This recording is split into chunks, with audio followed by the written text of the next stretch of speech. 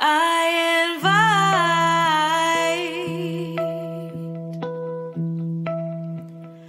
Ease and joy.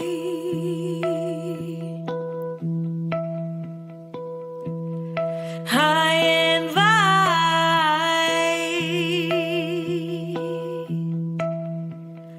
ease and joy.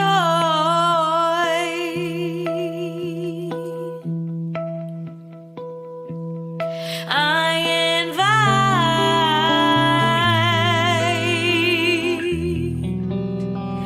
ease and joy.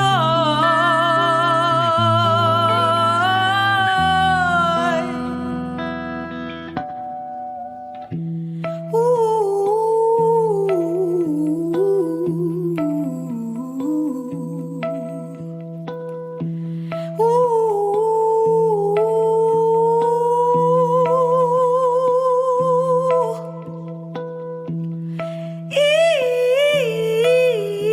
and joy. I invite ease and joy.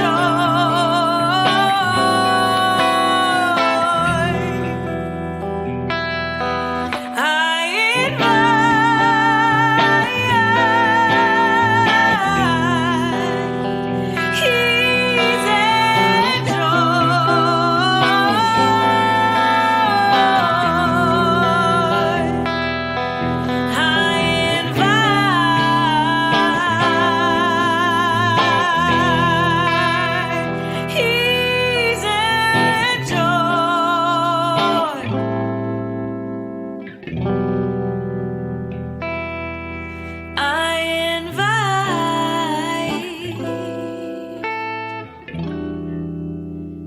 ease and joy.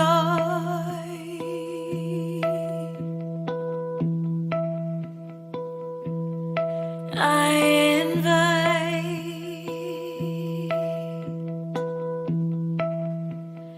ease and joy.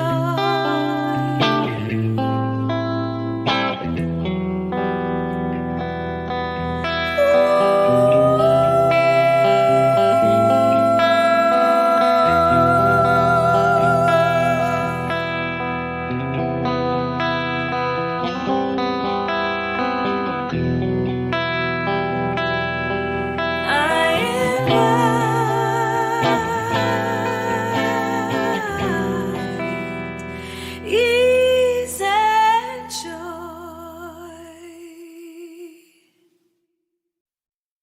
I invite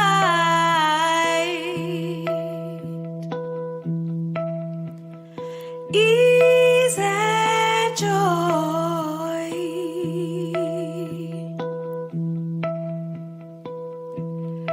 I invite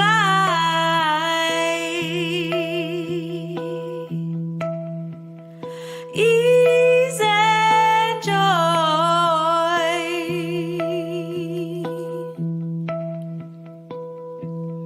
I invite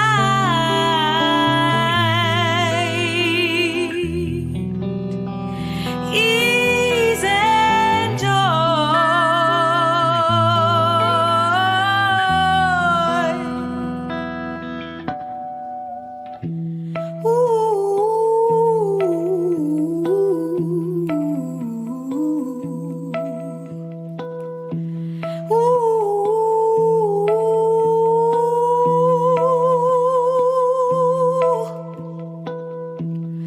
Ease and joy. I invite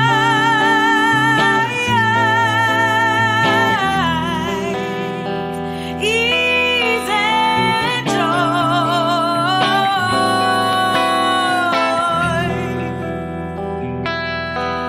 I invite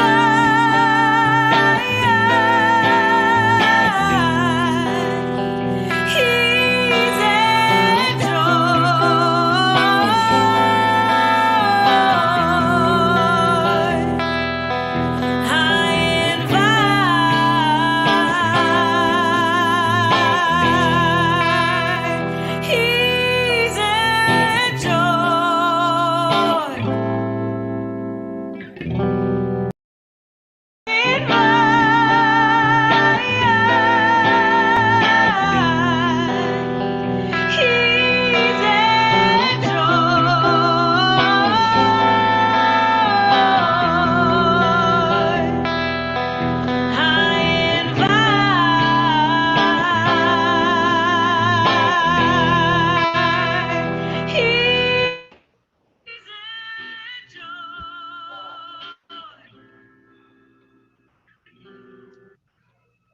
Thank you, thank you, thank you. Thanks, everyone.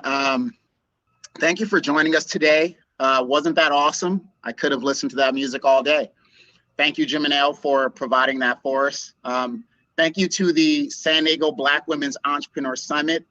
My name is Sean McClendon. I am the founder of Sister Cities Project. Sister Cities Project is an organization that was founded to create formal partnerships between affluent communities and underserved communities here in San Diego. And eventually we want to expand nationally. But if you'd like to learn more about Sister Cities Project, I encourage you to visit the website at sistercitiesproject.org, because what I would like to really focus on right now is what we're here for today, which is really putting a spotlight on the women that we will be talking to today, the Black women entrepreneurs that we brought to the summit to share their stories with us. And my connection is a story about my mother that I'd like to tell. Please bear with me. I grew up in Long Beach, California, very small home with my mother, who was a single mother. We didn't have a lot of money. So, you know, sometimes things would happen. For example, the car would break down. We wouldn't have money to pay for it. And my mom was the type of woman where she would take the bus to work, and on a lot of occasions, sometimes taking the bus meant 2 hours one way and 2 hours back. But she'd always find a way to make it to work, no matter what it was. And then she would go to work, she'd come home, and the first thing she'd do is make sure she took care of everyone that was there. At the time, in a very small 800 square foot home, I lived with my uncle, my sister, her 3 kids, and myself and my mother. And so she'd come home, take care of everyone, make sure they were all taken care of. And then she would actually go lay down in bed really, really early. And so as a 8-year-old, 9-year-old, I didn't know any better. This was my existence. So I thought that was normal. Come to find out later on that the reason she'd go into her bedroom and lay down was because she was sick from cancer. And this went on for years, and I had no idea until she passed away when I was at the age of 13. So Sister Cities Project, one of the things my mother did for me when I was growing up is I went from all white schools to all black schools, back to all white schools, back to all black schools. And I think she did that for me to make me comfortable in every culture that I was going to have to deal with. So when I talk about Sister Cities Project, I think Sister Cities Project is just as much my mom's dream as it was mine. But because my mom died when I was 13 and at the age of 45, which I am now, she never actually got the opportunity to live out her dreams or to see me live out mine. So it's very important for me, especially as a Black man, to make sure that we provide a platform for Black women entrepreneurs to tell their story and hopefully to have the success in their lifetime that they deserve. So again, thank you for being here. I want to thank all the panelists. I also would like to thank our sponsors, Goldman Sachs, 10,000 Businesses, MCCSN, actually run by one of our co-moderators, Claire Carter, Urban Alchemy. They've been great. They helped do all the production for this Zoom meeting. Diamond BID, San Diego Workforce Partnership, and of course, 8560, who is our technology partner. So I'd like to thank all our sponsors. And at this point, I would like to hand it over to our co-moderators to introduce themselves and take it from here.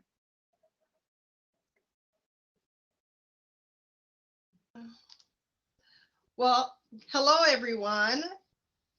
I am Clara Carter, and today I am going to be serving, as Sean said, as your co-moderator, along with my good friend, Michelle Price.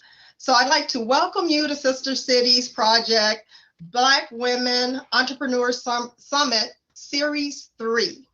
We are excited to have all of you with us today, and we're super excited to have our special guest, my own councilwoman, Monica Montgomery Stepp. I always forget that last name because she just got married on us. So congratulations to you on that. But I'm going to do a little bit of housekeeping for you guys today. And some of the housekeeping items before we get started are going to include just basic information about your, I'm getting lost for words right now, but we're talking about housekeeping for the Zoom session. So we'd like for you to keep your cameras off and sound muted. Summit questions, you can ask summit questions throughout. Just put them in the chat box below, but make sure that if you're addressing it to someone, put their name on it so we know who it goes to. All right. And if you have a specific question, make sure that you just, put it into the chat box. And I'd like to introduce at this time Christina, who's going to discuss the survey that each of you will be asked to fill out for us at the end of the summit. Thank you, Clara. Hi, everyone. I'm Christina Steiner. You may remember me from the last summit. So I have a long history in my career of working on women's issues, and I'm very happy to be here with Sister Cities. And so I went to a women's college. I have worked on projects in women in combat. I taught at a women's college in China. So these issues are really important to me, and that everyone has access to the things that they need to be successful. I'm also just a data junkie, and the value of data in early stage in this organization is incredible. So we're trying to gather as much information from the people that are attending these events as possible, such that we can improve them and iterate and make them better. And when we talk to external stakeholders about what we're doing, that we have evidence from you guys who are attending to, what this means to you, where we can improve, how we can change. So we really are listening. It's not like a Target survey or a Home Depot survey that you get automated to your email after you leave. We really are looking at your responses. We really want honest and candid feedback, and we aim to make it as easy as possible for you to respond, meaning the survey should take less than 5 minutes. So it will be in the chat box at the end of the summit. You'll get it via email at the end of the summit as well, and we'll post it both on LinkedIn and Facebook. So we really appreciate you taking the time to do that and look forward to hearing your feedback. Back to you, Claire. All right, thank you so much, Christina. And now I'd just like to share my story. We're all sharing stories today. This is going to be a very comfortable setting where we just want you to know a little bit about who we are and our involvement with Sister Cities Project. I'm a native San Diegan. Both of my parents are from Northern Louisiana. I grew up in Emerald Hills, a middle-class Black family neighborhood, and attended public school here, Johnson Elementary, Gompers, and Lincoln High School, where I made some very, very strong, lifelong friends. Fast forwarding, I worked for a major utility corporation for 22 years and learned that my good corporate job, as Mama always would say, get a good corporate job, girl, okay? So I soon learned after 22 years, it took me that long, that it was no longer exciting for me, okay?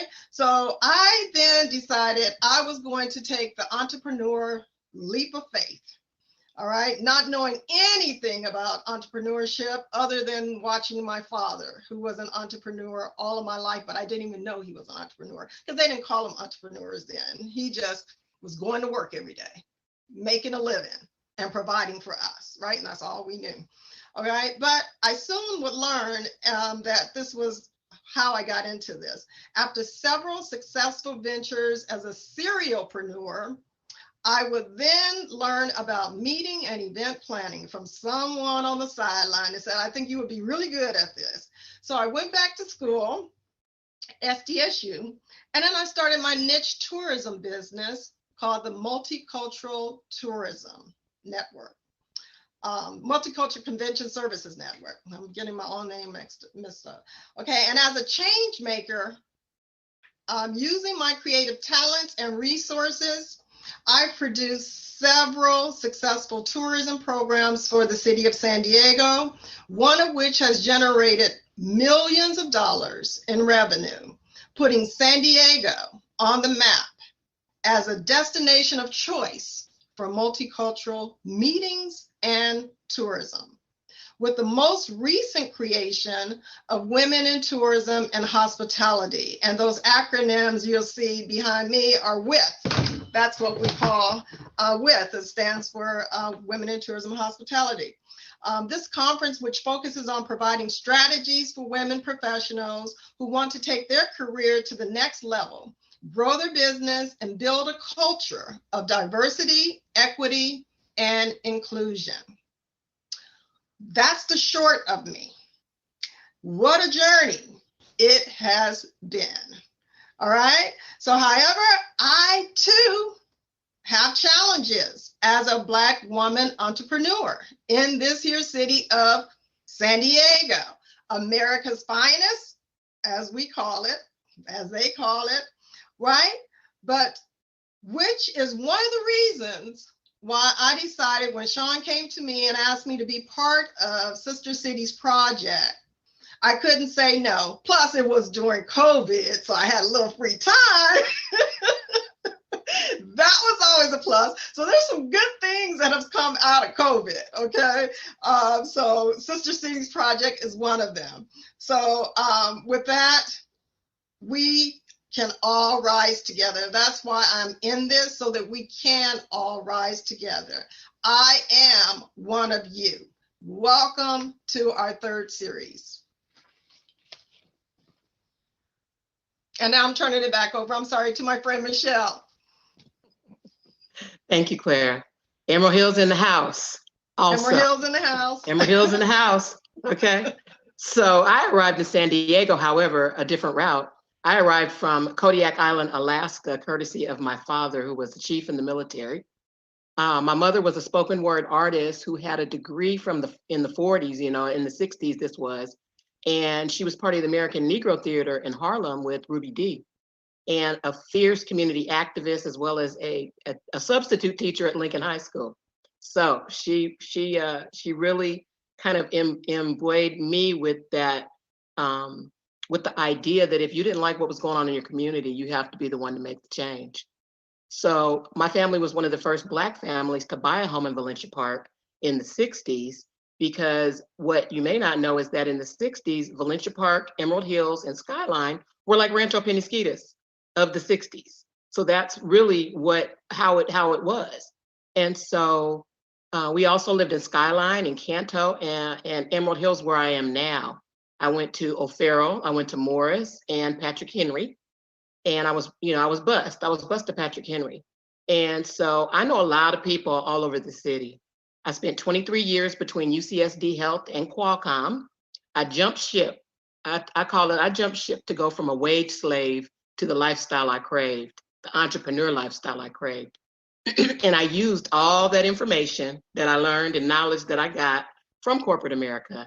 And I got to rub elbows with the likes of people like Tony Robbins and Jack Canfield, who's the author of the Chicken Soup for the Soul books in the publishing industry. So I cut my teeth there. And about 16 years later, here I am. And I have taken care, I was a caregiver for my parents until they passed. And I found myself starting over. And when I saw the state of business here in this community, in my community, in our community, after 40 years of what basically amounts to economic malpractice, I just jumped in with both feet at the Diamond BID, the Business Improvement District. And the co-work is behind me. That there's a co-work in our neighborhood, and this is what it looks like. And we were contacted by Sean at Sister Cities Project, and here I am with you. I'm one of you too. So I'm all about this, and I'm really, really excited to be here. So I'm gonna tell you a little bit about what we're gonna be talking about today, and then I'll introduce you to our special guest, and then we'll get on with it, as Chris Cuomo would say. Let's get after it. Is that what he says? So basically, defining policy, it's laws, regulations, procedures, administrative actions, incentives of government and other institutions. And they're frequently reflected in resource allocations, which means money, pretty much, usually, how money gets allocated. And policies can make it easier, or it can make it harder to start and grow your business. And I have to tell you that when we started talking about this in our ecosystem, it's one of the areas for the ecosystem that we're creating for Black women entrepreneurs, we were all like, what is that? We don't even know what that is. And so thank God we have Monica with us here, because she's going to tell us some things about it. So that's policy. We want to talk about human capital. Human capital are basically the people, resources, and capabilities needed to fuel the business, help it thrive, sustain, and grow. And it also includes what you bring to your business. So the transferable skills, like Clara talked about her skills she gained at SDG&E, and what she didn't tell you was she's actually been down in the manholes downtown San Diego to see what they look like. She's been inside those manholes, okay? So she's a warrior. I took all of my training, development, continuous quality improvement, process improvement, all of that, and took it into my business. So just know that if you're in a job, you can take those jobs, you can take those skills and transfer them. And what Black women are not as good at doing as others, I think sometimes, is we're very independent. And we don't usually ask for help, and we don't build a strong team around us in our business, probably because we're sick of being in corporate America and people telling us what to do. We don't want to manage a team, but that's not the way to grow. Okay, so we're here to let you know that. And now what I would like to do is introduce my friend. I consider her a friend. She's also known as the People's Council person, Council Member Monica Montgomery Stepp. And so she grew up in the 4th District also, that she actually oversees, and that's my district too. She earned her bachelor's degree in political science from Spelman. That's an all-Black women's college. And her Juris Doctor, in case you don't know, that's her attorney, her law degree from Cal Western School of Law. She's dedicated to improving and uplifting the city of San Diego as a whole and the people in the 4th District specifically too. She strongly advocates for equitable practices in government, including better economic opportunities for people of color and better relationships between community members and police officers. She believes that the communities that make up the 4th District are vibrant and deserving of resources. So welcome, Monica. Thank you so much. Oh my gosh, I don't know why you all are going to make me cry with your stories and how just special you are, how much you bring to us, to our community, to San Diego. And, as a Black woman, how often those things are overlooked. So I want to thank you for sharing your story, both of you, and including Sean. I've known Sean for a while, and I didn't know his full story. So thank you for all of those introductions. And I will tell a little bit about myself, but before I forget, I want to touch on a couple of things that Michelle said. One is she used the term economic malpractice over the last 40 years. And that is very true. And I bring that up specifically because I've been in office for 2 years, and to see how far our community has, how much we've been neglected, how much we are underserved, using all these deficit terms that don't represent who we are, it has been very tough. And the struggle, the system is not built for us to be better. The system works for us to be in the position that we're in right now. So we're fighting that system every single day. I'm very hopeful that it is changing, but it's going to take consistency, persistence, us working together, us communicating continually about our issues so that we can keep those in the spotlight. And as Martin Luther King said, challenge everyone around us to be who they say they are and do what they say they're going to do. And so that is really at the crux of what I'm trying to do. Michelle, you also mentioned the independence of Black women in particular. And that is very important, because I will tell you that businesses hire lobbyists to come and talk to us and tell us what they want. They are up and down these halls, and Clara knows this because we talked, when I worked at the mayor's office, we talked about this. Up and down these halls, not now because of COVID, but all on these Zooms, okay? Every single day. asking and demanding. And so when I first ran, that was one of the things that I tried to highlight. No, we're not asking for anything. We are demanding what we deserve and what we have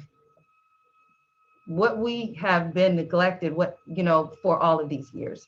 So those things really stood out to me, Michelle, in your comments. And I know that I'm here to talk about policy, so I do want to dig into that. And all of this relates back to that.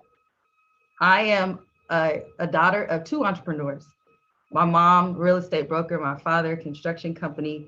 I saw the ups and downs growing up with both of them, the ups and downs of owning your own business. And it helped me to have fortitude and wherewithal to get through tough situations.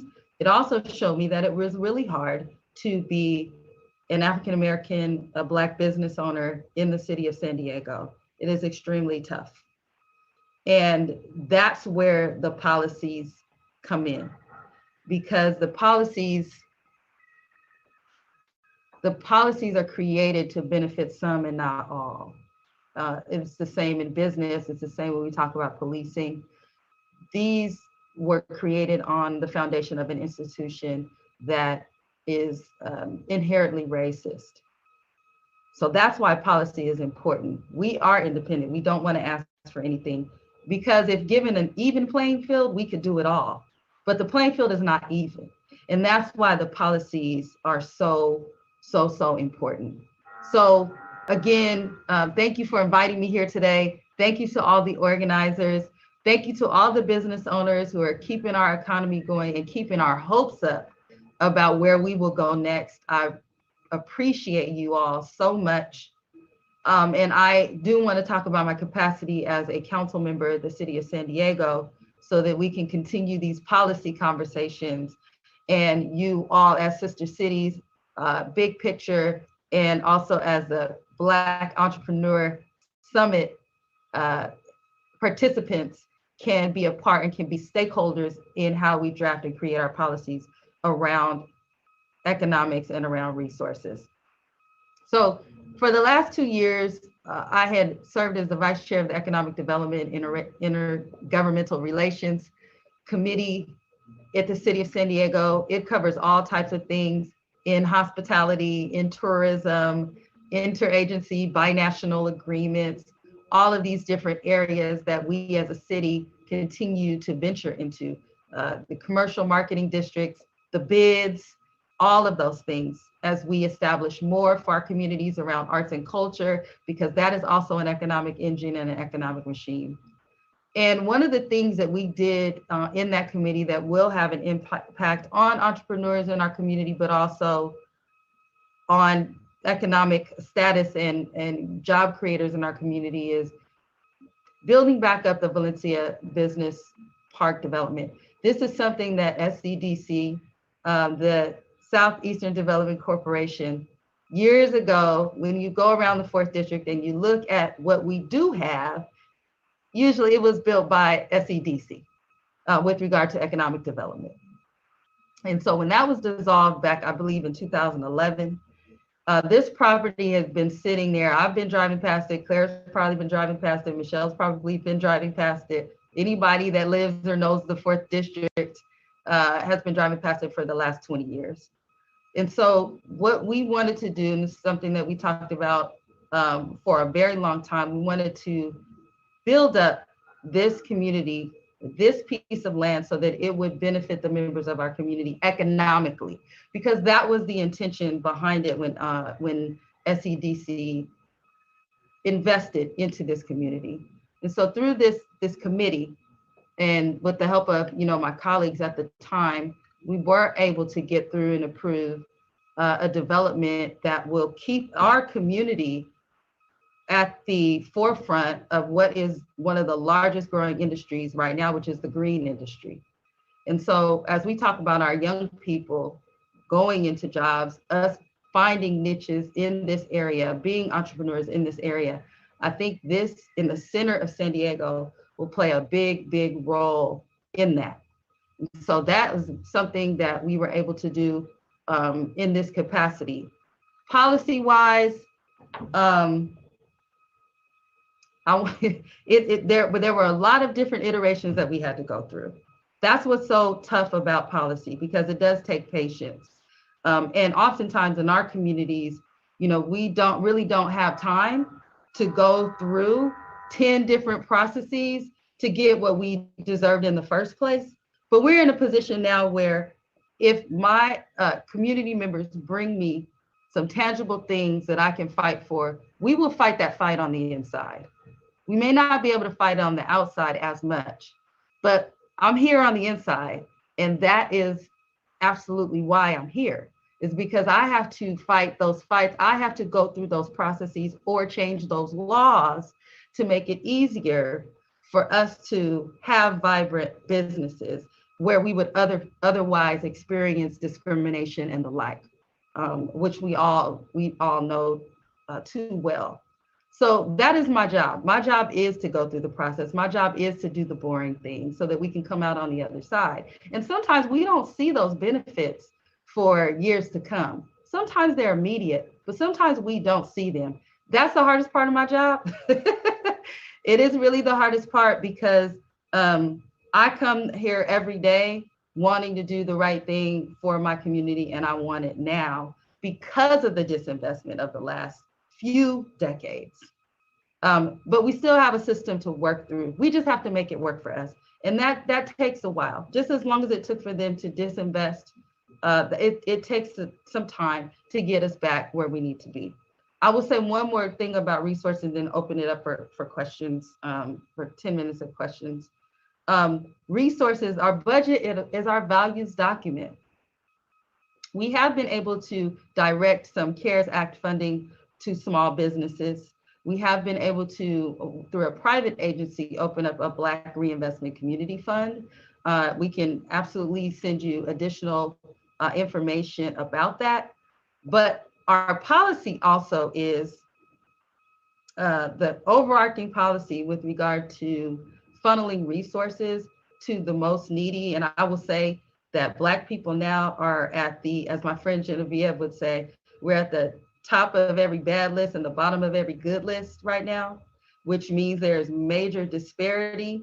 Well, when we got rid of Prop 209, it took out our ability to specifically funnel funds to African-American, Black people, Latino people. It took away that.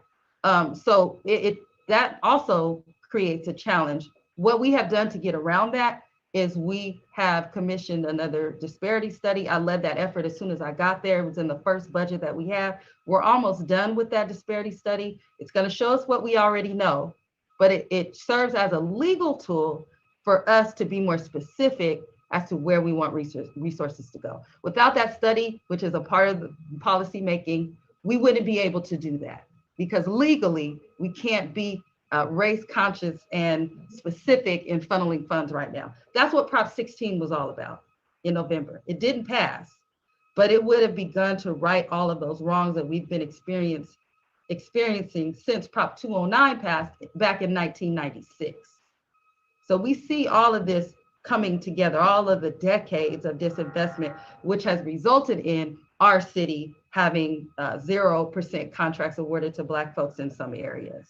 It has resulted in having a 28% population on the street, our homeless brothers and sisters who are Black, when we only have 4% in our region.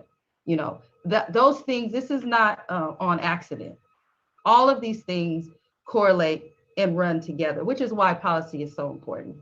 I see I have, I think I'm out of time. And I think taking questions now for the next few minutes, I believe.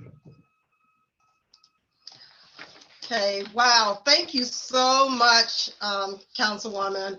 That was great information that you shared with us. And I know that you've been busy, but just to hear all of the things behind the scenes is amazing, to just hear it. And now we can see how we best can, you know, work with you on some of these things. So thank you for sharing that information.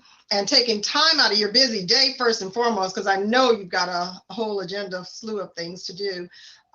So we truly appreciate you and the work that you continue to do in our district. So at this time, we are looking forward, though, to continuing the support for our Black women entrepreneurs. And I know that you're on task for that, okay? Because I know some other things you're working on the side. So at this time, we'd like to have Q&A, and we are going to, I'm going to have the pleasure of introducing Leslie Bridges, okay? She's executive team member of Sister Cities Project and a woman who has made Sister City Projects her second priority to her existing day job. We are so grateful to have her on the team. Okay, her heart and soul is in it with us. So Leslie, take it away. Thank you, Clara. And Councilmember Montgomery Stepp, thank you. You've been so incredibly informative and inspiring. So we have questions for you from the audience, and I'm just going to voice them. The first one, as a community member in North County, how do I best go about pushing my local city council to make racial equity an agenda item? They created a resolution that they stand in solidarity with our BIPOC community, but do not have it as an agenda item. Good question. The cities are different as far as processes, but reaching out to the council member, either it's an at-large city where the council members represent all of the members of that city. It's very important to, coalitions are very important. Community advocacy is extremely important. Every voice is important, but when those voices come together for something specific, like what I'm hearing there, then you can get a coalition together, send letters to your council members or to the mayor of that city, go down or get on the Zoom, however they're doing their meetings now, and express your desire to want to see more around racial equity. I can say that coalitions are very important.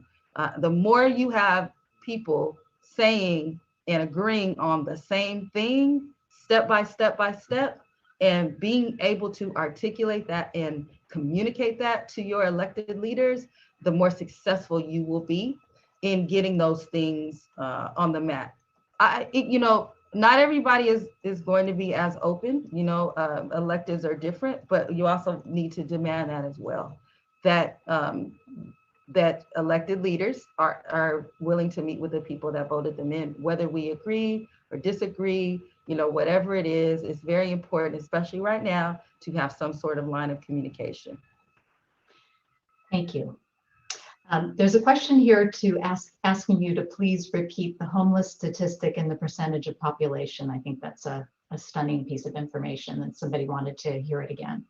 Absolutely. We have an action plan on homelessness that we passed, I think, late 2019. Ultimately, it's going to take us millions and millions to fund that, to get everyone off the street. But in that report, it does run down the statistics. And one of the most alarming ones was that in our region, 28% of our homeless population is Black. And in our region, we occupy 4% of that population.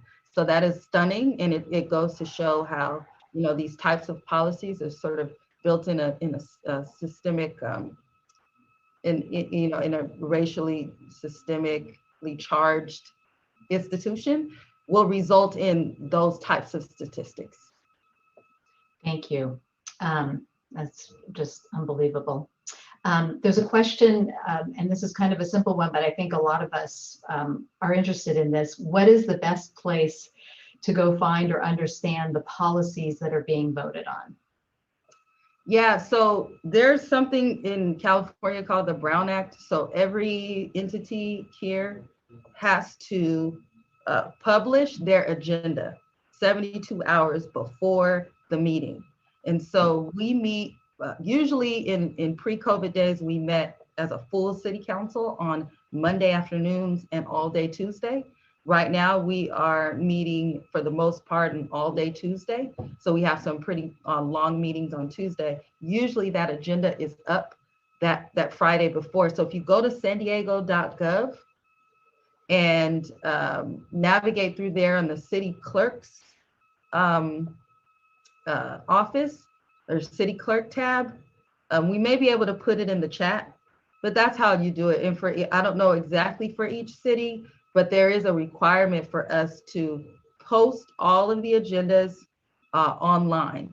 It is also, this is where I will go back to community advocacy, that there are some groups like, you know, Sister Cities, and just being involved from this business entrepreneur arm with some of our other groups that, you know, are also keeping up with this stuff, because again, people being on the same page. And that's what we have to understand. We don't agree on every single thing, but there are some bigger, larger issues that we do agree on, and we can agree to advocate with each other on those things. It's a tough time. We miss stuff sometimes. So we have to have each other to hold us up and keep us all informed. And so I think, but those agenda items have to be out on all of our respective websites 72 hours before our meetings. Thank you. There's a question actually that just came in, and this is following. There seems to be a lot of interest in the homeless situation. It says, how can somebody contribute solutions to resolve the homeless pandemic? Great question. My office is always available for solution speak. That's how we work in and come to us with a problem and some plans on based on what you've seen, how you think we should solve it. That's great. We also have the regional task force on homelessness that includes county, city representatives, service providers, community members. Actually, that task force has a subcommittee specifically on the issue around Black homelessness. So that's a way to, those are public meetings. That's also a way to listen, but also if you have solutions to bring those forth as well. It's a regional task force on homelessness. Thank you. Questions for policy? Okay, we're asking the audience a question. I thought that was a question for me. If you could get 100% support, what is the one existing policy you'd like to change, update, improve, or completely eliminate today? That's for me? Yes. For an audience? For me? No, that's for you. Okay, we need Prop 209 eliminated. It would make everything a lot easier as far as what we have to advocate for. It would take down the processes and steps that I have to go through from like 10 to maybe 1 or 2 to get resources where they really need them. So that for me, if Prop 16 or a variation of it comes back up on a ballot, we all need to be very supportive of it and pushing for it, because that is foundationally will change the way we can allocate resources to people who are in the most need based on race, as we have to make those determinations. Thank you. So that's about an existing policy. In a perfect world, is there a policy you envision that doesn't exist at the moment? Even if the chances of making it are not high right now, is there something you'd like to see as a policy that you feel would advance progress in District 4?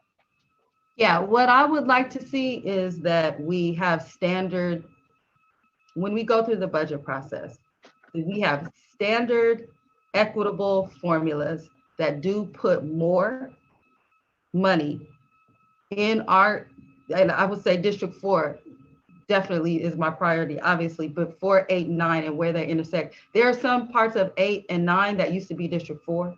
So it's really, those 3, but that we go in knowing that we are going to put more money based on a formula, whatever it is, into those areas than in other areas that are not of as much need. Right now, things are pretty equal as we look at the budget. That's not fair because there's been disinvestment. And so that would be one thing that outright, that there's no question, this is the policy. I don't want to throw out numbers, but 60% or whatever is going here. That would be very important. But I'm telling you, Prop 209, eliminating that. I don't care. It's in existence, but Prop 16 wasn't. We need to eliminate we need to have the ability to act affirmatively based on race. Can you just quickly, we have about another minute or two left, and Michelle put this forth in the chat, and I think it would be helpful for you to answer. What did Prop 209 do, just for everybody? If you can just give us a quick one on that, and then. Yeah, and I have personal experience with this. My father, as I said, owns a construction company and has since I was a very young girl. When he, during the early 90s, he would receive quite a few contracts, very qualified. And he would receive quite a few contracts based on the fact that there was essentially a quota, or there was a requirement that bigger, larger contractors use a certain percentage based on race. They use businesses that are Black owned, that are women owned, that are owned by people of color, and they would have to do that. There was, a 20% requirement or whatever it was that we could write that in. And he was quite successful because, especially in that industry, it's a very good old boy system. And so there had to be a mandate, and folks had to be enforced to integrate, really, and to share those economic resources that were coming from all of our taxpayer dollars. Remember, these public works, these public projects, we pay for those, right? We pay for those. So Prop 209 essentially eliminated that, not only for, it was also based on the schools and admittance into colleges as well. And it just had a devastating impact, especially on Black folks. Devastating. You can look at the numbers don't lie. And so that is what 209 did. And that's what Prop 16 was trying to eliminate. Thank you so much. I personally, I feel like I could sit here all day and listen to this because this is so incredibly informative. Thank you so much. Our time for this is now transitioning, and I am going to bring Michelle in again. And thank you very, very, very much for taking the questions. I know everybody appreciates it, and there's more in the chat, so we'll figure out ways to disseminate more information to everybody after this. And I know your team has been busy answering some questions too, so they're so awesome. So Michelle, I'll hand it back to you. Wow. I mean, Monica, thank you for making policy, like bringing it down to earth and kind of applicable to what we could actually do, because perhaps we didn't really understand the impact. I thought it was just higher education, but it feels like, so apparently it wasn't just higher education. It was everything. And so that makes a whole big difference. So, what we really do have to we have to remedy that. We have to figure out ways around that. We really do.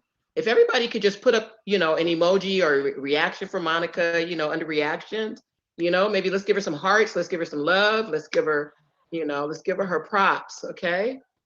There we go. There we go. Thank you so much, Monica. We will be back. We will be following up. We will definitely be following up with you. So right now, what I want to talk about is our series 4, the last in our series. And there was some on the Facebook Live, there was a question about where can a Black woman go to one place they can go to find a hub where they don't have to keep going all over the place. And what I said was, stay tuned, because that's what we're up to. When we keep saying ecosystem, that's what we mean. We know how hard it is to try to figure out what to do, to start a business, to grow it, to manage it. So that is what Sister Cities is doing. When we say ecosystem, we really mean it's a hub where you can access every resource you need to start, manage, grow, sustain your business. So if we can get the capital, the financial capital, number 4, series 4 is going to be all about financial capital and infrastructure. Financial capital is the lifeblood of your business. Cash flow is actually the lifeblood of your business.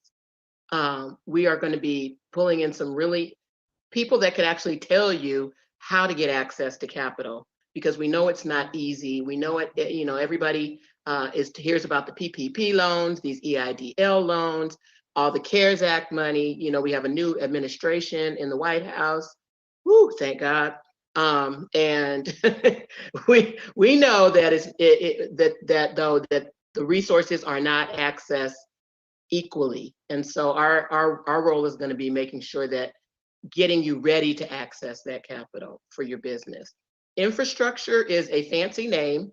A lot of people think it means engineering, it means roads, it means streets. Basically, infrastructure is like technology you need to run your business, the policies, things that you need to run your business. So technology, business plans, human resources, all those things that you need around you, because we talked about the independence of Black women. We need infrastructure to support our businesses.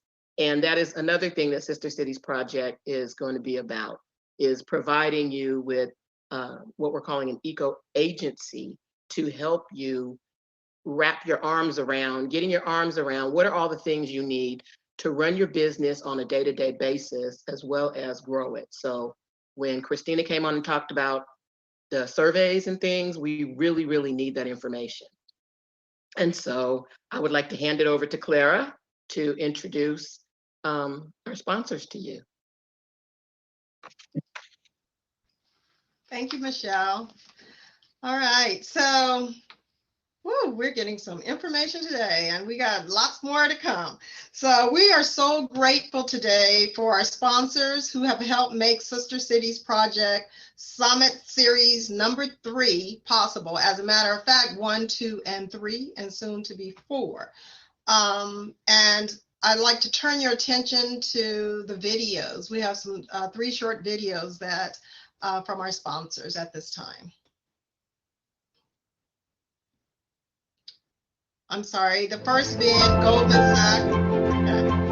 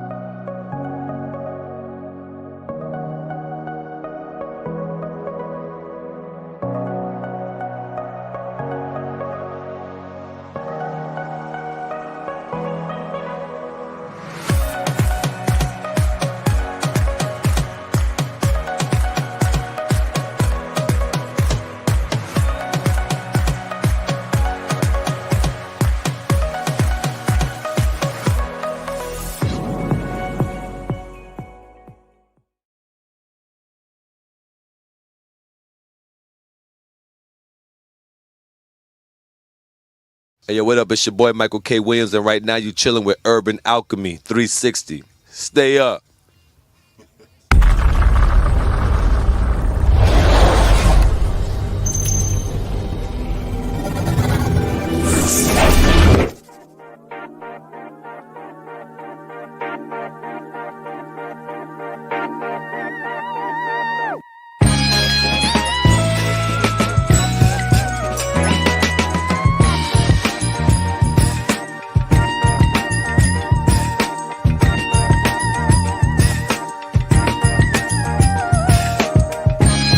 Count on you to lead the next 400 years.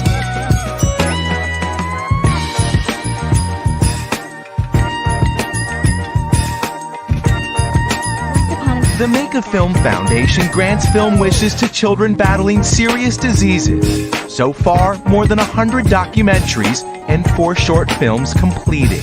In every generation, there are those whose hearts have been ablaze with the possibilities of what it means that all people are created equal and all people should have a chance to spread their wings and become everything that they can be to actualize their God-given potential.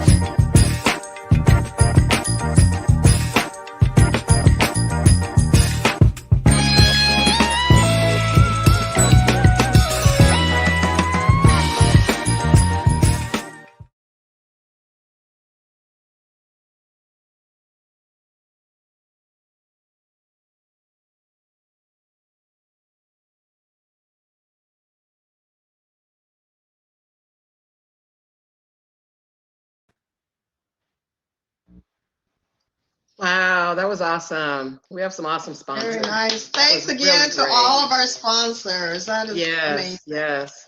And Yes. I now, love that music, Adria. awesome. It really was. Yeah, that was great. So much going on. So we are going to do a little bit of networking. How about that? Sounds like fun, right? So if I could get the slide up, that would help everybody see and hear the instructions that we're going to be giving you for the networking groups.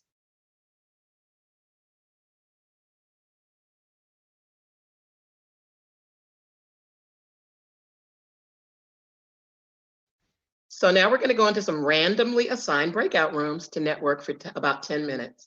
What I would like you to do is to take this time to share your contact information, your business information, and share your social media handles, links, profiles with everybody. And don't forget to follow, join Sister Cities Project on social. And we actually have a LinkedIn group for you on social media. So we are stay tuned, because we've got a more specific community coming. But if we would, if Adria would go ahead and do the breakout groups, we'll get started with that. And then we'll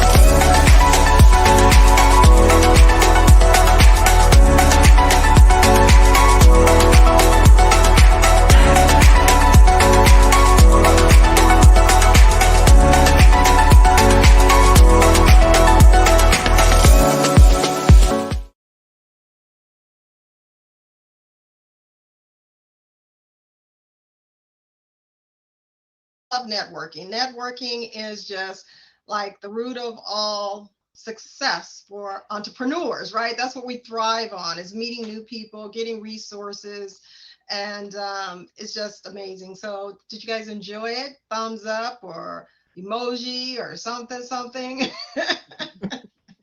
All right. So at this time, we're going to start our panel discussion, what we've all been here waiting on for this particular moment. It's always the most exciting time where we hear the stories of other entrepreneurs, just like myself, kind of share how they got started and some of the challenges that they went through. And then all of it hasn't been a challenge. Some has been good, but we know entrepreneurship is like this, you know, taking the good with the bad. And I know that there's a few of us that have pivoted. So throughout this conversation, I want you guys to talk about what you did during COVID, because we didn't really put that question in there, but I really know that some people did some stuff, because I know I did some stuff. But anyway, so we're going to get started. And I believe, Michelle, you're up first. Okie dokie. Well, like I said, welcome back. And I am honored. I'm going to tell you how I met the two panelists that I invited here, and they can tell you more about themselves. Okay, so that's how we're going to do this, because I'm really all about the story. And I would like to say that our first panelist that we'll introduce is Desiree Dubroux. And Desiree and I met way back in 2009. And Desiree was actually the person who was pretty much responsible for me doing what I'm doing now, because she had an organization called An Empowered Woman. I met her through a speaking engagement that I did. I didn't speak often, but when I did, you know, I would do it for some people. And Desiree, as you're going to hear, she doesn't take no for an answer. So she actually invited me to speak at a conference of An Empowered Woman, which has thousands of members across the United States and internationally. And I said no at first, because I was the person that sat behind, I like to sit behind the computer and press buttons. And she convinced me. She doesn't take no. She just, you know, please, please, please. So I decided to do it. Next thing I knew, I'm driving to Bel Air, to the Lux Hotel, and I end up with in a room about 150 women. And that was really how I got my start in my second career, my third career actually, of social media. So Desiree is an amazing woman who has never had a job. She's always been an entrepreneur since she was 12. So she's going to tell you about that. And she has her newest venture is called Homwork, and it's live where you work where you live. That is what Homwork does. And so she's going to tell us more about herself later. And now I'm going to introduce the second panelist that I invited. And you were, if you were here early, you were fortunate to be blessed by her voice. She has such a voice. Her name is Geminelle Malone. And how I met Geminelle was I actually met her husband first. I met her husband at a birthday party that kicked off right about when COVID was starting to get really crazy, and her husband and I are both Pisceans, and so we hit it off immediately, and he sent me some of Geminelle's things, and I just became fascinated. And my daughter and I listened to her mantra loops, because I thought, wow, what a great idea to just put a loop in your head that says success is inevitable, you know, just over and over. And it just, I mean, what a mantra does is it keeps playing in the background in your head. And if that's what's playing in your head instead of the negativity that we see all day, every day, you can't help but, you know, be successful at some point. So now off to Clara. All right. I have the extreme pleasure of introducing to you Loren Cobbs. Loren and I had the pleasure of connecting through one of my students at SDSU, and she and Loren worked together producing these fabulous events throughout San Diego. After that, Loren and I connected, and Loren came to one of our site visits. It was just like all out the clear blue. We were doing a site visit, and there I turned around and she goes, "Can I have a minute? Can I have a minute?" So Loren is an opportunist. And so she approached me. And from that moment on, she and I have had some amazing conversations. So she is a serial entrepreneur. She's a businesswoman. She's a business strategist, I'm getting caught up, a culture curator and connector. And she's the owner of Crate Agencies, which is her newest venture. And Crate Agency is a marketing communications consulting firm. So I'd like to welcome Loren. She's going to tell us more about herself because we don't want to read your bio right now. So then my next panelist is Nita. Nita and I have had a great connection from SDSU. Again, I'm an instructor at SDSU, so I'm meeting all these fabulous people and hearing all about their fabulous stories, and as well as their professionalism and their entrepreneur journeys. And so Nita was one of my students in my class. So she and I connected after that. And Nita, when it comes to what I know and have learned about this woman, when it comes to details, okay, she is the lady to go to. She puts the D in details, okay? And I say that. She's the owner and founder of Is in the Details. It's a travel and events company, providing leisure travel groups amazing experiences. So I'd like to welcome Anita and welcome to all of you panelists for today. We're so excited to have you. Excited to be here. Great. Awesome. So do we want to start the questions, Claire? You want me to start it off? Okay.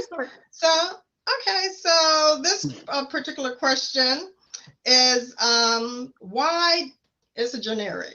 Why did you start your business?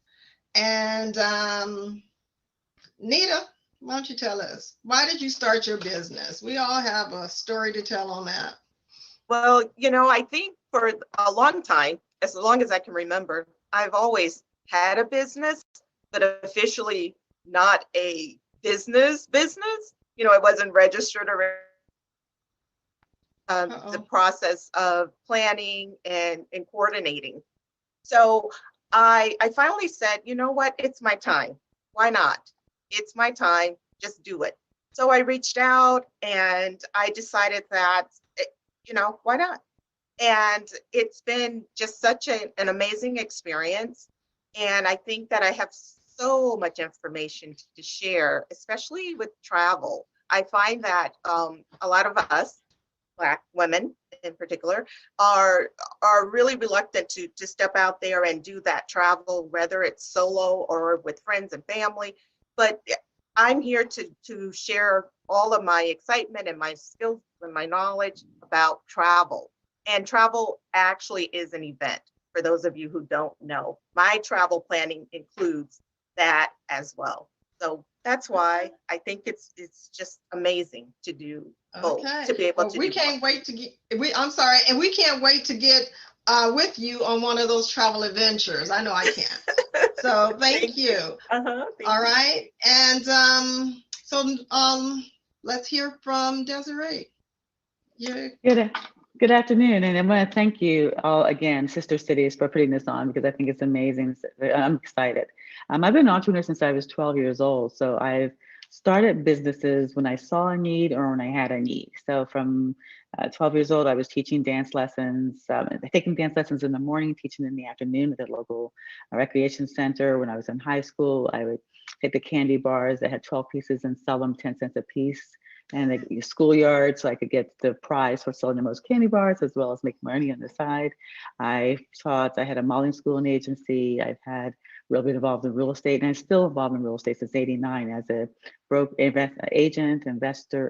agent, broker, investor.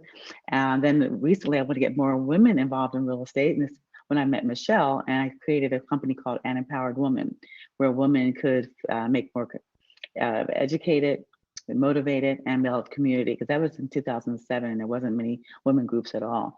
Recently, in the last 3 years, is when I became an empty nester. I was a single woman, and I wanted to still live in luxury homes, but I wanted less maintenance and management. And I found that other women wanted the same thing. So that's when I created Homwork. And Homwork is where you can live where you work where you live, anywhere in the world, because it's like an Airbnb meets WeWork for women professionals and entrepreneurs. We want more freedom and flexibility. I want to travel, want to connect, and want to be able to invest in real estate together. So all the different businesses was something I saw there was a need for, or I wanted it myself, and then I created it, and then here we go. That's how it came about. Wonderful. Thank you very much for sharing that information. And Loren, how did you get started? I know you have a couple of businesses that you've started, so a few probably. Absolutely. Thank you all for having me. I'm really excited to be here and chat. So I started SD Melanin, which is a creative events company where we specialize in curating experiences for young Black professionals. I started that when I just moved to the region, and I saw that there weren't as many opportunities as I was used to for social and networking events that were specifically designed for Black professionals. And I did that for a few years while also working my full-time job at the time. And just prior, just like in my normal life, I spent a few years, like quite a few years, in larger organizations such as Procter & Gamble in marketing, and I was a US diplomat for the Department of State, also within like more of a marketing and communications role. And so my personal background has always been in the branding or marketing space. However, when I would interact with new businesses or just things on the market, I started to recognize that there were a lot of gaps in terms of foundational understanding and strategy for marketing strategies, for branding.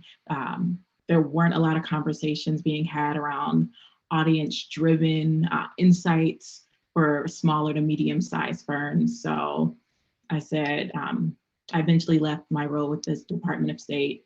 And when I decided to start Create Agency, the consulting firm, it was just really an opportunity to kind of merge the skills that I gathered over the last decade working in different organizations, and to be able to offer a service, a product in which we can really look at marketing, communications, PR, while also how do we create your brand and your company identity and make it strong and memorable to your clients, but also how do we make sure that you have a organization that is equitable and inclusive.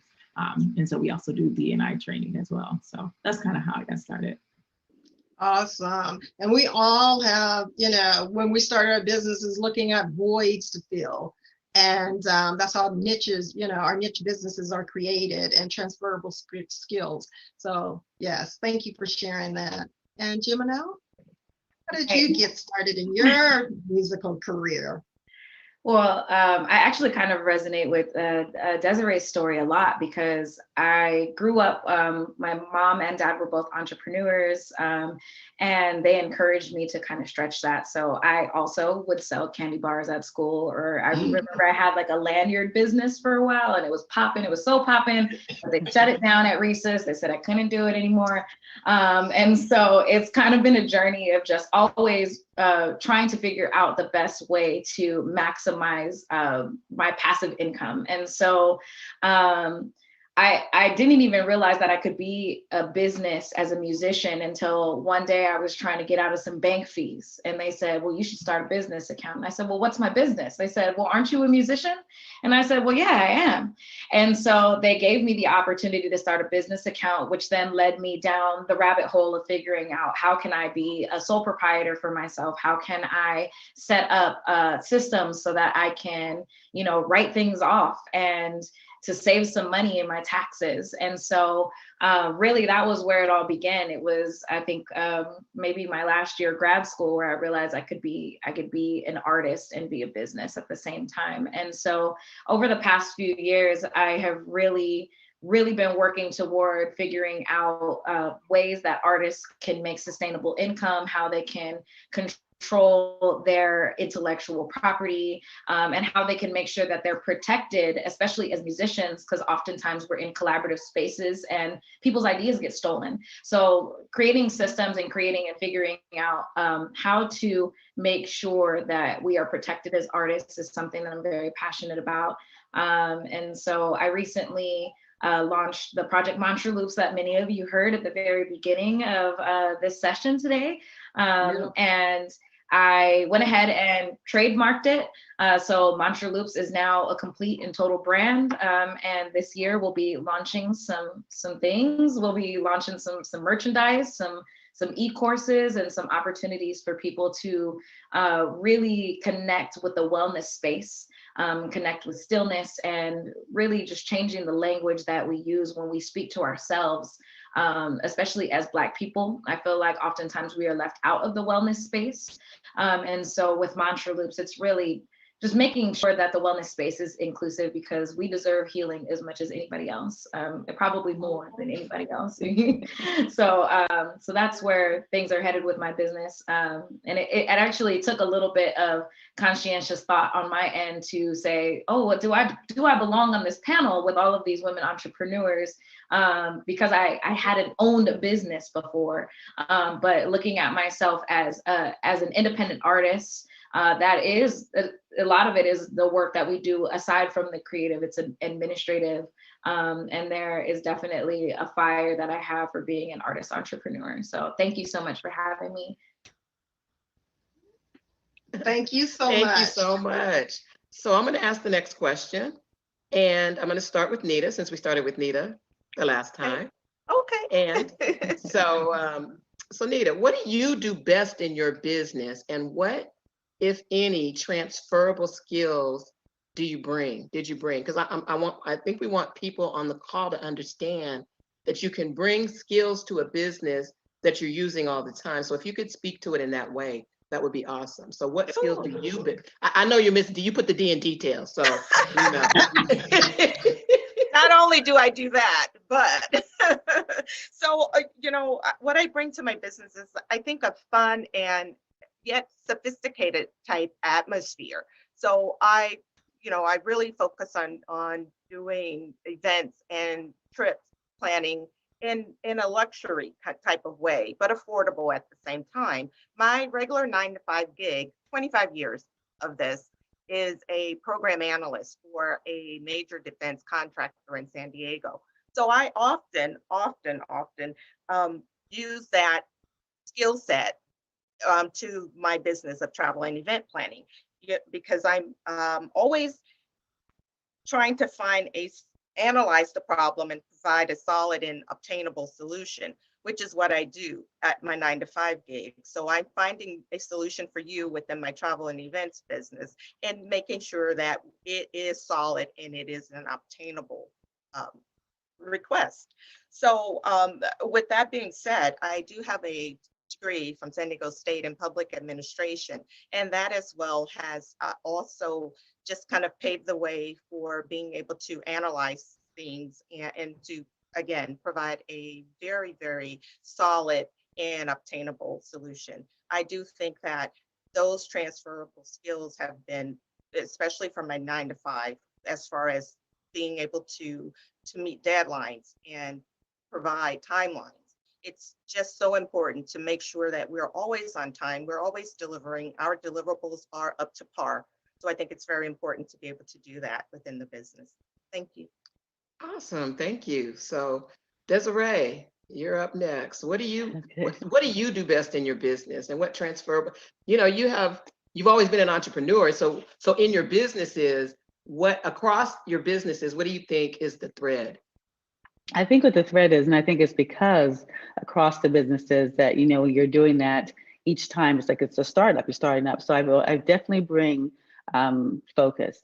I'm able to decide this is a project I want to do or business I want to do. I'm able to research, the pros, the cons, the market, all the details that determine whether it's something to go forward with. Implementation is my best thing. I can take that idea, within weeks, months, whether it's a business or a project or an event, and implement it.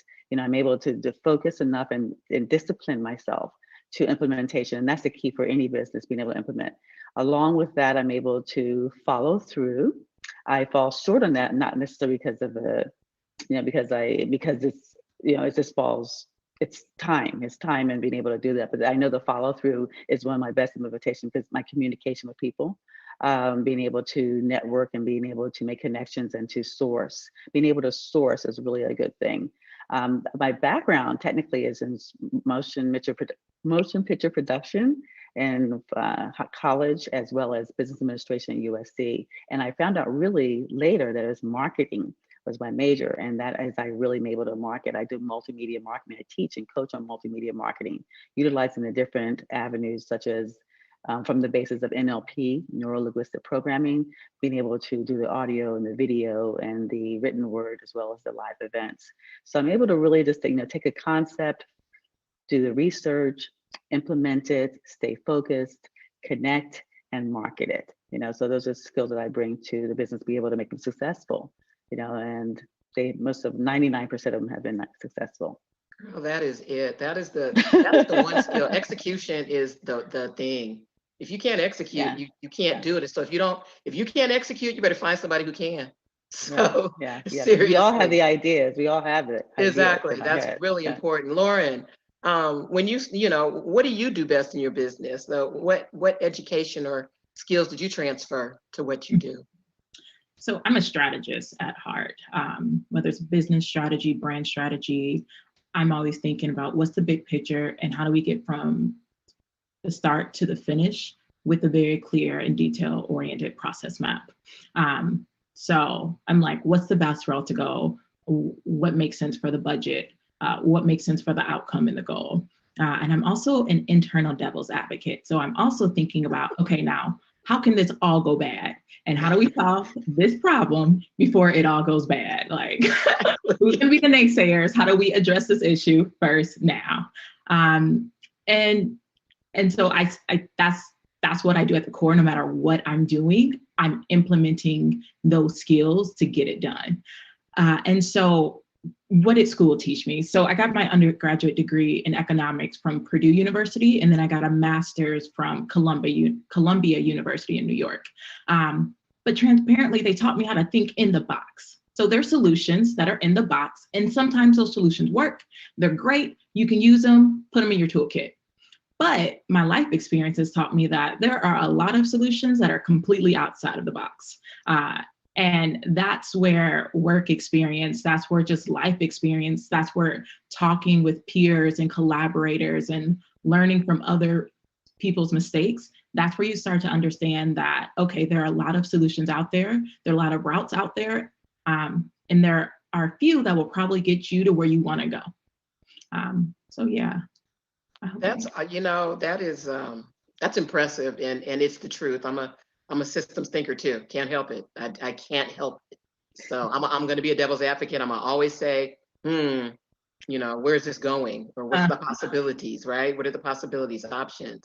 So Geminelle, I'm really interested to hear your answer to this question. What do you do best in your business? And what, if any, education or transferable skills did you bring to your musical career? And I know you have another job that you do, which is with the Passion Planner, right?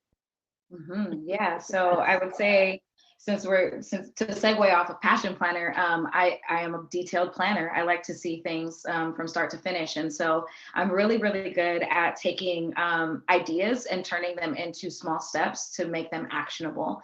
And so that's something that has tremendously helped with Tunnel Vision Artists, which is my husband's company, because he is a big idea person. And I am the person who kind of supports in making sure that all of the small steps and details get completed. My background in education, but specifically in college administration and student development. And so I did have some experience working as a student advisor and helping folks get to their goals. But where I feel like that has been transferable in the arts and in event coordinating is really taking a look at the demographic that we're serving and seeing what the need is, and then creating content or creating events that actually serve that purpose and bring a result that we want, which for the most part, my focus is on healing. And so I'm always thinking of how we can create safe spaces for people of color to process and to come to a place where they feel like they can express freely. And even if only for a moment, they can escape kind of their real lives and create genuine connections. And so that is something that I feel is something that I learned in school, but I also feel it is very, very heavily connected to my purpose and my calling. Wow, that is amazing. And it comes through. It comes through in your music. It comes through in everything that you do. So we have some powerhouses. We've had some powerhouses on these calls. Yes, we do. Yes, we do. We are really, really blessed. And oh my gosh, just so much more that, so much more to come, as you know. But so it's my turn, right? So I'm going to just start and ask, because this is one of the things that was an experience for me coming out of corporate into entrepreneurship. When you started your business, did you hire staff? And this part 2. And if you did hire staff, did your staff come with the necessary skills, or did you have to take the time to train them? All right, so A and B. So I'm going to start again. I'm going to start down with Loren. When you started your business, did you have staff? So yes, but I think it's important to define or talk about what do we consider staff. So when I started Melanin, I started with a partner.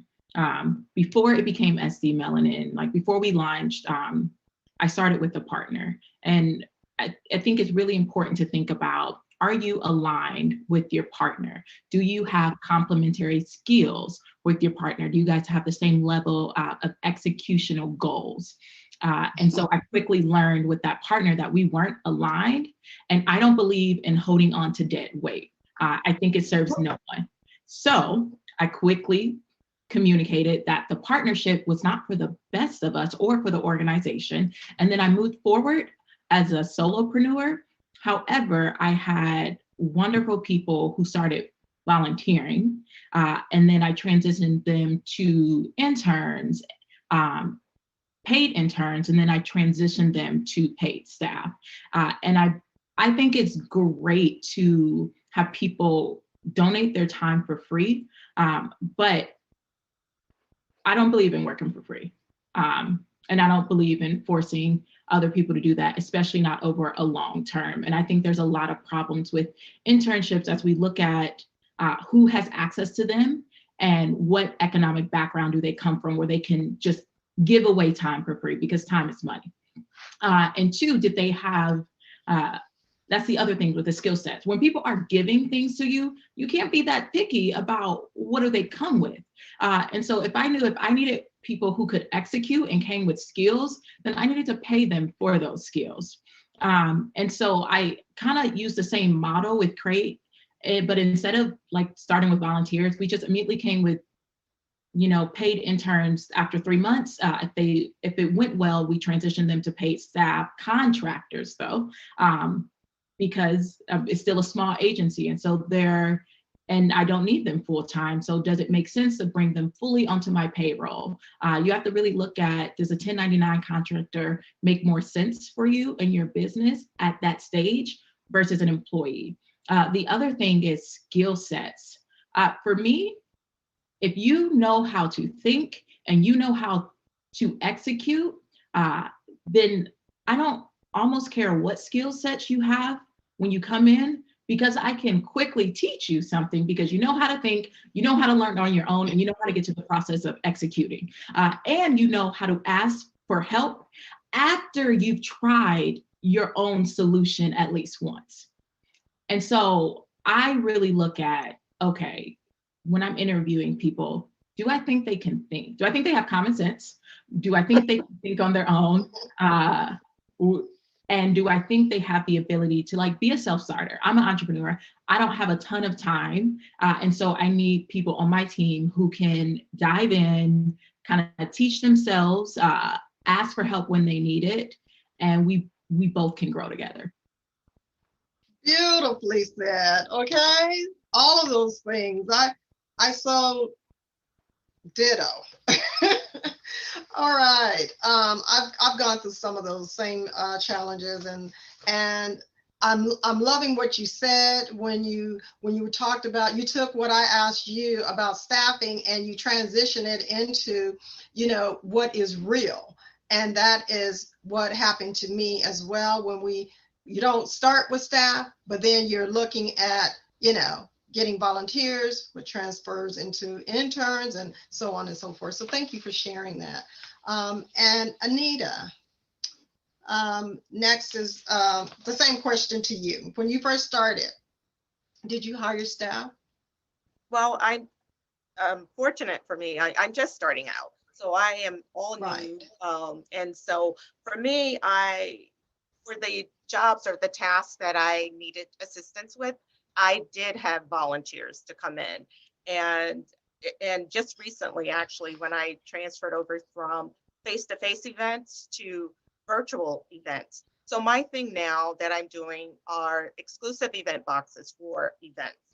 So I needed someone to come in and to have assemble pretty much a production type person. So I did have someone to come in, and even though they were a volunteer, I always say, you were kind of voluntold, and then you're going to do it the Nita way. So they may come in with the skill set, but I'll show them the special touches that I like, and they can implement that into what they already know. I absolutely love the fact that I do have a plethora of a network of people who are willing and able to assist as needed or whenever I request. And I do look forward in the future to bringing on staff or someone that can work with me, and we can work together to accomplish some of the goals that I have for my business. So again, I'm very new at this, and I do look forward to having someone to come on board. And for now, I do utilize my network of people who have skill sets that I can take advantage of that. So that's about it. Thank you. And if I can just thank you so much, Nita. Claire. All right. And so Claire, next, can I hop in and say one thing? Who is this? This is Loren. Can I hop in? Loren. Who's that? I want to clarify, Nita, first, welcome to this dope community of business on Black women entrepreneurs. Thank you. Thank you. Welcome. I want to clarify, volunteers are great. Volunteers, yes, they are. Absolutely use them for what you need, one-time events to short-term. I'm thinking about over the life of a long-term team member. How do you get the most out of it? That's when you start thinking about 6 months, a year down the line. If you're looking at people on your team, you have to start thinking about, does volunteers make sense? But over a long-term period. But volunteers, especially starting off, girl, yes. Also, there is another tool that I want to throw out there called Tech Hire, who will support paid interns for your business for free. You do nothing in San Diego, you pay nothing, and you can get skilled people who you can bring in, and the Tech Hire program will pay them. So there are options for you. Thank you. Thank you. Thank you, Loren. All right. Thank you for sharing, Loren. Desiree, can you tell us when you started? About you, look, serial entrepreneur here. Well, speaking of volunteers, when I was 12 years old, and I had my sister selling tickets for the events, collecting tickets. My brother working the record player in the back. Those are two volunteers. Then I was selling candy bars. I had one of my peers being my bodyguard, so to speak, to watch out to make sure the nuns weren't coming. So I did start out with volunteers, but fast forwarding. With my business, most of the time when I start, I do everything myself. So I have a true grasp on what's needed and what's not needed, and how it can be done, how it should be done, how long it should take to be done. So I'm able to better qualify who I need for the team. And then I bring in interns. I also bring in apprentices, which I have now, as in addition to the paid staff. My paid staff usually are in skill staff, or people that are my income generating activities. So as far as like, some of the, like for the things like the management or for the things that business development, people that like that, I want the skills there for the most part. I can supplement it with an intern or someone at a lower grade that I can train or be trained. They can train them, but certain skill sets, I really want it to be, be a trained person, skilled person. And it depends on the budget. When I had the budget to hire people, your staff, your team is gonna be your most expensive expense, your biggest expense in a business. So when you hire as you can, but I realized that in the sales, especially in the business development part, if I'm doing it, which you always feel you're the best person that does it. The entrepreneur always feels they're the best person to sell their business. But if I could duplicate myself and triplicate myself and 4 times myself, then that reflects in my revenue. So if I'm building, a business, I'm trying to build a $1 million business, whatever, I need as many people out there doing this, generating the same amount of money that I would be generating. So that's when you actually scale into that. So then you have, again, apprentice or the interns or the people you can train under that, doing the creative things, doing the day-to-day tasks, doing the things that are repeated, even as far as I've used people from outsourced to the Philippines, for things that are just repeated, activities. I use things that are local. I use companies like Acadium that I use now. I have 2 or 3 different apprentices for that. Some are very skilled and some are not skilled or skilled in certain areas. Another thing I find that you mentioned before too, as far as having a board of advisors, also to help and support in some of the larger things that you're doing, as far as being able to make connections and resources that you don't have even within your company that you can't afford. So even with people that are, combination is good. And again, it's go as far as you can with your dollars, because if you're able to replicate and duplicate your income generating activities, then that's where your money should be sent, because they'll make you money. They'll make you money, and that's how you grow. And that's the only way you really can grow, is to duplicate the income generating activities. Wonderful. To pay for that. Thank you so much. Yes, you pay for that. Yes, but it pays for itself. Someone's they're earning they're paying for themselves. Yeah. Yes, it does. All right. Thank you, Desiree. And Geminelle, I know that you're a solopreneur, but you might need some help as well along the way. I'm sure something, marketing, something, right? Yeah, absolutely. So when you started, did you hire staff or volunteers, or who helped you along the way? Yeah, so I think that the way that I operate as an artist and as an event coordinator, it's on a project-based scenario. So for most of the events that we do, I hire other musicians to support me. I have a graphic designer that I work with that does everything from my website to my flyers to supporting me with making sure merchandise looks good, cover art looks good. I have to hire producers for projects, background vocalists.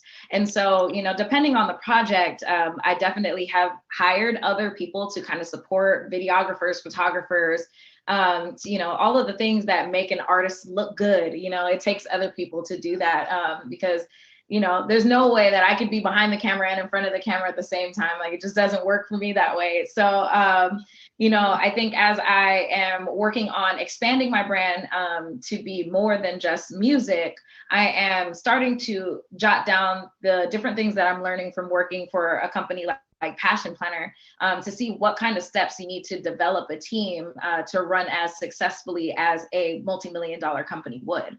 And so when I think about the next steps for myself, I do envision, a marketing team, a product development team, a community outreach team, things that kind of support me and help me stay connected to my art, but also help me stay connected to the people that will be supporting my art. Because a lot of it is just about making sure that you're communicating your vision very clearly. And a lot of times, as an individual, we need a second perspective to help us say, like, hey, is this being communicated clearly? So still very young in building up my business, but I definitely see, as far as big vision goes, I definitely see there being a staff and a team. But one thing I do want to say is that I am very grateful for the people who see the vision and want to just help it. And that is their payment or their fulfillment, is in supporting a mission that they feel is something that's valuable to the people. And so I will say that in my time in New York City and even here in San Diego, I've had a wonderful network of people who they just see the vision and they just want to support. And so, and it really does take a village to just host one event. It takes a number of people. So to see family members and friends and strangers from Instagram come together and say, how can I support you? It's been a beautiful blessing to see how people rally when they really believe in the mission. Thank you for that. Well, we have I've been informed that we have 5 minutes left, which I cannot believe, but so right? I'm gonna actually say that we're gonna spend a minute on this question, and I'm gonna ask the last one, and I'm gonna try to combine these two. So what do you do when you don't have the skill or knowledge to draw on? And do you have a mentor or an advisory board, and how has that supported you? So it's kind of like 2 in 1, but we would like to get an idea of that. So Desiree, let's start with you. What do you do when you don't have the skill and knowledge to draw on? And tell us a little bit about your advisory board. I resource. I either ask, you look for what it is. I mean, there's so many different resources now between social media. You just put the word in, and it comes up with social media, people that do it. There's organizations, there's communities, we have a robust community of women professionals. So I can go out there, I send out an email, need this, need that, and so forth. So ask. That's the biggest thing. It's like this ask, the research and ask.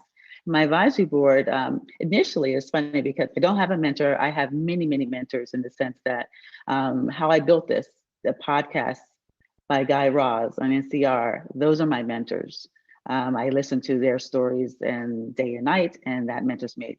The master class, the people, the masters in that's my mentors. I listen to that program and people, so my mentors are many and such. But the advisory board I did traditionally because of the structure of my corporation. But I find that I select people that have had experience in businesses. And if you had experience and success in one business, you basically know the foundation for all.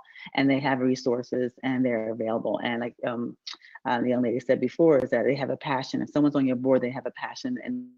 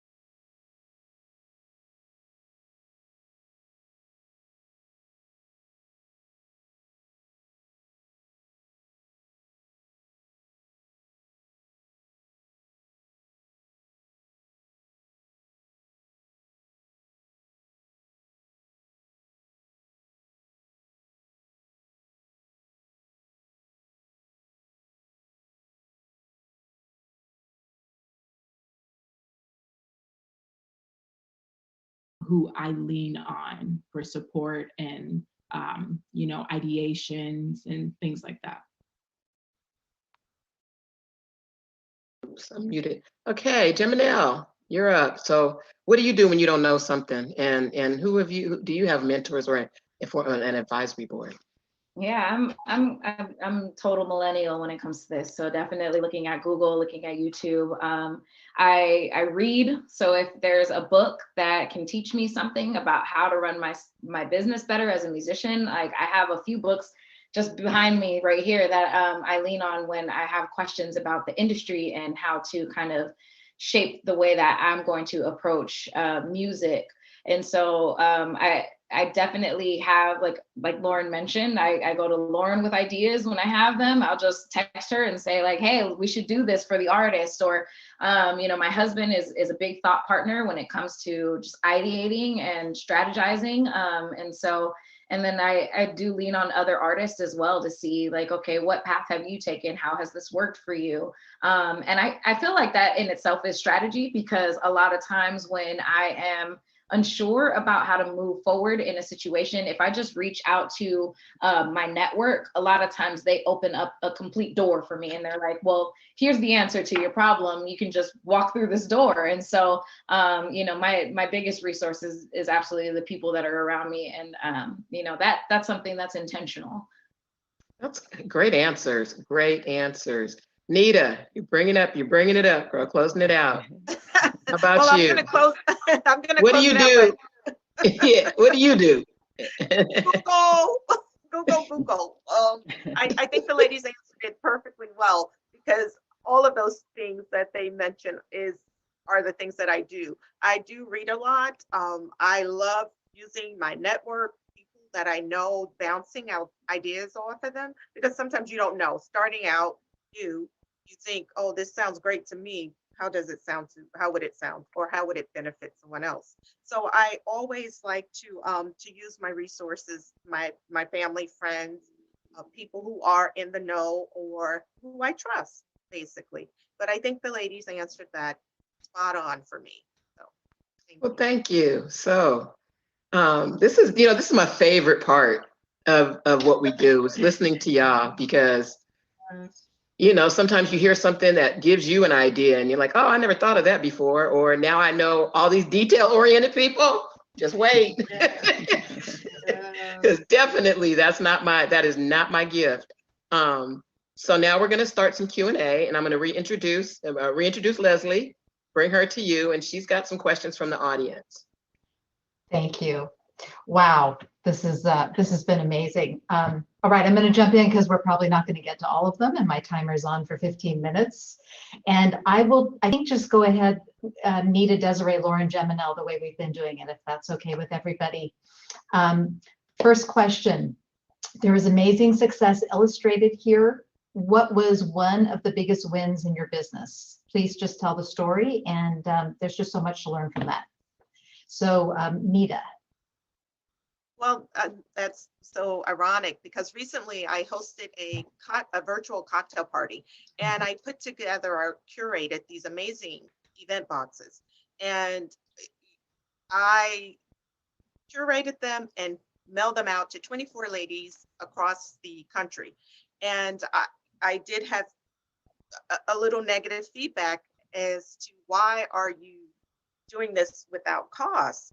And I said I wanted to showcase what I could do, and it did work. I was able to get a gig with a company out of LA. One of the ladies that was on the call reached out to me and said that she was looking for something for her staff, and so it worked. It worked. So I was just so grateful for that. I'm just so excited about it. It worked. And that was my goal, to showcase my skill set. Thank you. That's awesome. Desiree, what is the story of one of your biggest wins?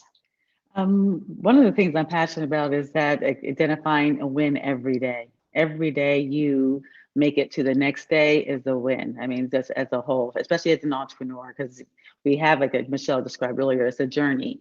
And sometimes it's the highs and lows, but every day you have to be able to identify a win. But the most recent win would be like we relaunched our magazine, our digital magazine, on January the 10th.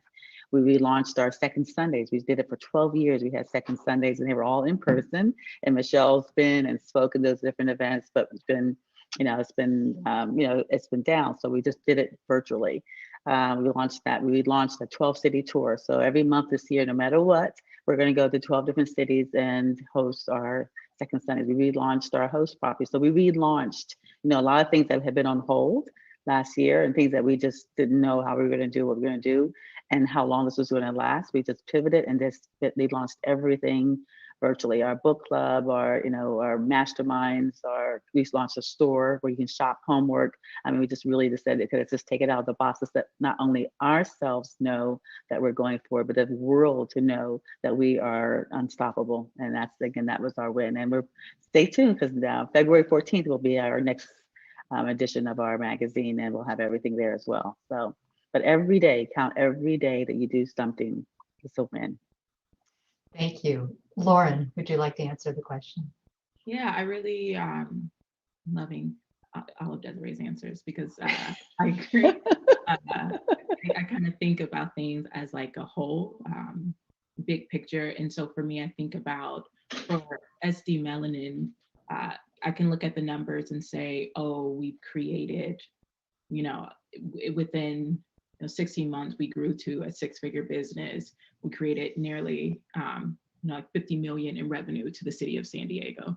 So there's a lot of things you can say, but I think at the core, like seeing Black people happy, feeling as if they're in a safe space, feeling like they are being served, and they're going to an experience that was created and curated just for them. That's my win. Like, every time someone's like, I'm just happy to be here and no one's staring at me weirdly, or I see other Black people and people are so nice and it's such a warm space. Like, does everyone always feel like family? And I'm like, yes, that's the win. And for Crate, I would say, helping clients and being able, I think within our first 3 months of operation, we had about 7 clients and nearly over 5 figures in revenue. So that's a win. It's a win. Yeah, being in business is a win. Yeah, being in business is not feeling like, you're gonna have those days where you're like, why am I an entrepreneur? Why am I here? But there are other days where you're like, this is a win. Thank you so much. Geminelle, what would you like to share, one of your big wins?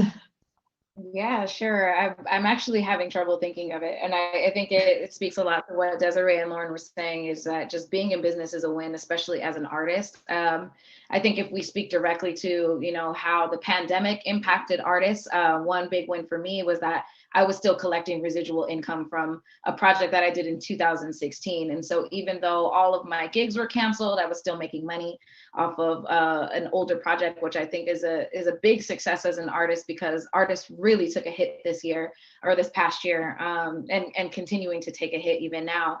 And I would also, I think the biggest win for me though is, I created Mantra Loops as a part of my own healing journey, and seeing how Mantra Loops has impacted so many people.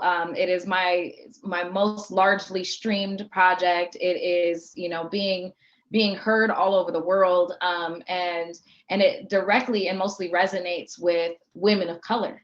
And so seeing that women of color are changing the narrative in their heads and speaking more positivity and more light into their lives on a regular basis. Like, I have this community of women that reach out to me and they're like, I listen to Mantra Loops every single day.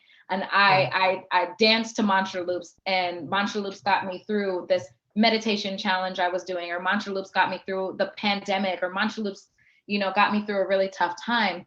And so having that project be as powerful as it is to them as it was for me, I think that is absolutely my biggest win. Thank you. This is just a powerhouse panelist group, and I think this is a fabulous question from the audience, and here it is. Was your initial vision as large as your current position? People want to know kind of, how did you get from that initial vision to this amazing kind of game-changing powerhouse group? So we'll just go back around and start with Nita again, please. Well, for me, I was always told you should do it. You should start a business. You're so great at it.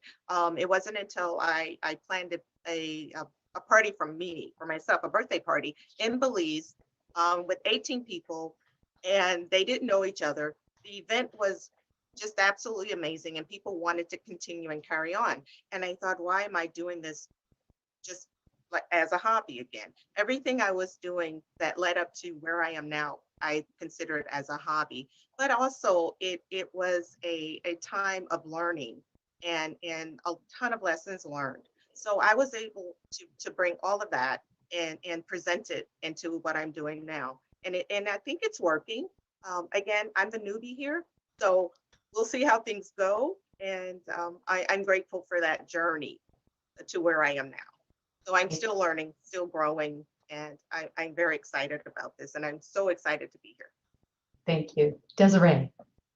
My vision is even bigger than where I am now. I believe, again, big visions. Just go for the biggest vision. You have no limitations. You can allow yourself and the universe to be able to support you that way. So there's some realistic, destinations that we want to reach, but it's just the fact of being in business, because this business I started when I was 62 years old, and my last one, and I got a lot of negative chatter behind it. I thought it said I was too old, I was a minority, I was a woman, I was Black, I was single, and was not properly funded. So just being able to be in business now 3 years, going on 4, to me is a big win. And I think that my vision is as bigger, it's unlimited, because you have to work with an unlimited vision, because there's no limitations to what you can do. So it remains bigger than it actually is. Thank you. Loren. Yeah. So transparently, no. I've been doing entrepreneurial things for a while, but when I started SD Melanin, which was my first big project that eventually led me out of the traditional workforce, I did it because I wanted to brunch with Black people. I was just I want to brunch with Black people. I'm going to start something so we can do it. And I had a career as a diplomat. I was happy. I love living overseas and working overseas. And so when it grew, I think that's what broke me out of that box. When I referred to school and, most of society teaching you that you can live in this box of working for someone else. And it's fine, it's great. But once I started with SD Melanin and saw what won, I was I was earning so much more doing this hobby, quote unquote, than working as this fancy diplomats. And 2, I enjoyed it more. I had more autonomy, and my vision grew. And I started to realize that I'd spent so much time operating in scarcity, and I had to take a mental shift to say I need to start thinking and operating in abundance, and being yeah, you can do this. And I remember a few weeks ago, I was talking to a mentor, and he's like, well, what do you want for your businesses in the next 3 years? And I was like, oh, I want to do $1 million in revenue. And he was like, that's it? I was like, 2 million? Maybe 3? And it just really made me, it just continued to push that envelope of stop operating in scarcity, operate in abundance, and expand your vision. And now I'm oh yeah, $1 million, so achievable. But yeah. Thank you. Thank you so much, Geminelle. Yeah, so I definitely think similar to Desiree, my vision is way bigger than where I'm at right now. However, I will say that my vision is bigger than where I am right now because I was able to get here and this was not a part of my vision. And so kind of achieving those steps to being somewhere where I never imagined I would be allowed me to realize that I was dreaming too small.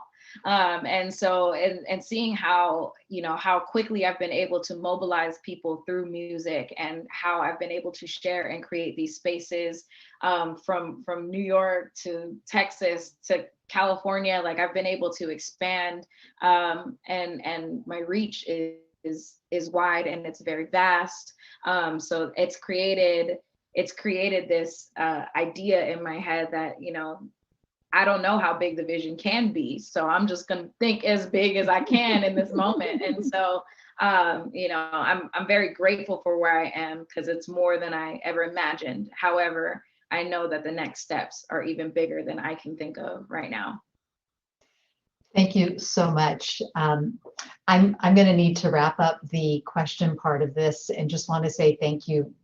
Personally, I have learned so much just over the last 45 minutes and been completely inspired, as I know the whole audience has. And I need to now hand over the baton to Sean, who's going to speak a little bit about Sister Cities Project and our impact work. Thank you. Thank you so, so much, every one of you. It's just been completely amazing. Sean, you're on.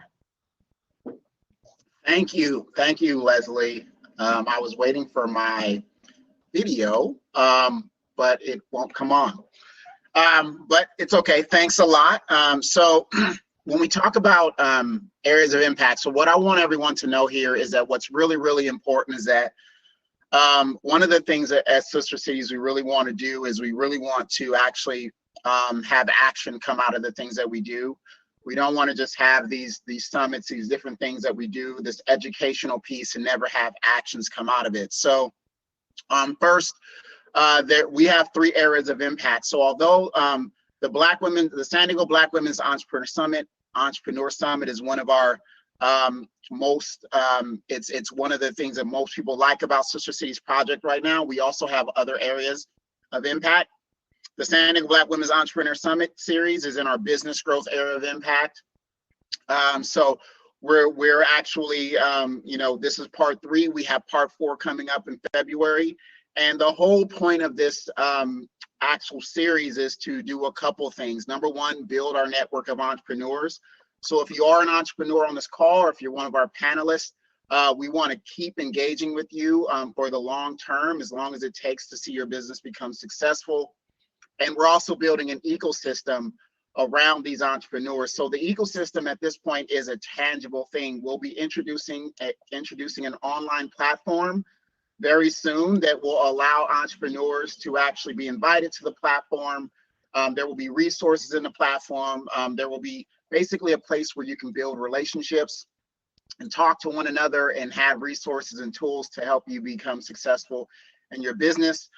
So we're raising money through the Summit series to actually continue to build out that ecosystem. The other area of impact, the workforce development. We just launched our human capital piece in our ecosystem, which is a digital marketing agency called our Eco Agency. And we're basically training young minorities to actually be able to help our network of entrepreneurs and also small businesses in the underserved communities that we serve, including Southeast San Diego and City Heights. So we just launched that. So we'll be providing those types of services for free or very, very low cost to the entrepreneurs that we work with. And then the last part is our cultural exchanges, which is more of our flagship piece. I talked earlier about my mom, how she had me go back and forth between Black culture and white culture. And so Sister Cities Project is really built on this foundation of building relationships between the two cultures. So our cultural exchanges are really important. We actually had 10 cultural tours where we were bringing residents from our sister cities. Right now, 2 prototypes, City Heights and Encinitas, Solana Beach and Southeast San Diego. So we're bringing residents from the affluent communities, like for example, Solana Beach down to Southeast San Diego. What we did was we found a place that was significant to the community. We supported a Black-owned business by ordering lunch from them and also donating to them to give them a bigger tip. And then we sat there and we had a guided discussion around how the two communities could come together and support one another. And we did cultural tours between 6 and 8 people because of COVID. But the plan eventually is actually to have large-scale events where we have sister cities events, where we'll have an event in the affluent community, one in the underserved community, and people will go the different directions and actually start to engage with one another. So those are our areas of impact. It's extremely important. If you're on the call today, please consider making a donation to Sister Cities Project. If you like what you heard from our entrepreneurs, the point is to continue to raise money so that we can give back to them we can support their businesses. This isn't just about education anymore. This is about actually making a real impact. What I would like to do now also is I would now like to actually bring on Christina one more time just to talk about that survey. We just talked about raising money and making sure we had what we needed to support the entrepreneurs, and this is another piece of that. So Christina, you want to Yeah, thank you, Sean. Yeah, just circling back to what we talked about at the beginning, that your feedback and input and how this is sitting with you and what you're getting out of it is really important to Sister Cities moving forward as we communicate and apply for grants and talk to more people and bring people in. So we really appreciate that candid feedback. Looks like there are about 50 of you on this call, and I would love to have more, 100% completion rate.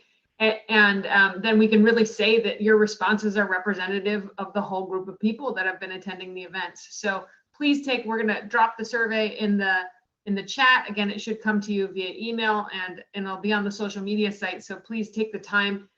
We'll probably send 1 or 2 reminders, but we're not going to bombard you. Instead, we're plugging it in this conversation so we don't send you 10 or 15 emails about it. But we really hope you'll take the time. It's really meaningful as we move forward and try to really make a splash with this work.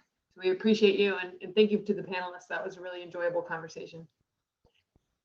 So thank you, Christina. And before I turn it over to Clara, I just wanted to reiterate one last thing, which is, as I said, we're building this ecosystem. So if you're on this phone call, you believe you have a service, a business service, please, identify yourself in the chat.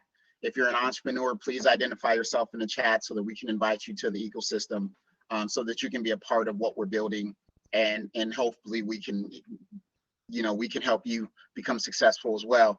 So at this point, I'd like to turn it over to Clara. All right. Woo, what a wonderful, what an amazing conversation that we've had with our panelists for today. You guys were just so amazing. So, so much information shared, a lot that we know, a lot that we don't know. And I love it when we have this mixture, of the millennials and, us baby boomers, and it's just amazing to learn from each other. And as I say, as an entrepreneur that has been a seasoned entrepreneur, we never stop learning. You never stop learning. And I say the day you stop learning is when we're not here anymore. But anyway, with all that being said, I'd like to thank our amazing planning team, for without them, this could not have been possible. And our planning team production that helped put this all together. Of course, you've heard from the brainchild behind all of this, Sean McClendon, executive producer, Malone Riviere, who's our tech support producer, Adria Fox, who's also behind the scenes as the it girl, the tech support, and everyone, Sophie Wong, who is the event producer, and for without her, keeping everybody on track, and getting us all this information and communications and all of that great stuff. We just say thank you to you. We just love you all. And Leslie, she wasn't on the list, but I'm going to say thank you to Leslie as well as to Michelle. So again, we could not produce these type of programs without all of us being involved. So with that, I'm looking forward to what's next for Sister Cities, because I'm telling you, COVID did some wonderful stuff. And with that, Sister Cities was born, and I can't wait to see what is next. And remember to log in and to our website and check us out for Series 4, which will be coming up. And we'd like to do another amazing, a big thanks to our sponsors and our supporters, Goldman Sachs, MCCSN, Urban Alchemy 360, The Diamond Bid, San Diego Workforce Partnership, 8560. We are very grateful, and more sponsors are coming on board. So we're excited about that. All right, so I think that's all the business that I have at hand here. So again, thank you so much. And it was amazing to have our councilwoman. I know she had to get off, but just we're very grateful for everyone who took the time out of their day to be with us, you panelists, the audience. You know, thank you for spending your time with us today. Absolutely. Absolutely. And we look forward to seeing you at the next one. It's February 17th? That's the date? Yeah. Okay. February 17th. February Yes, it is. 17th. Yeah. Thank you so much.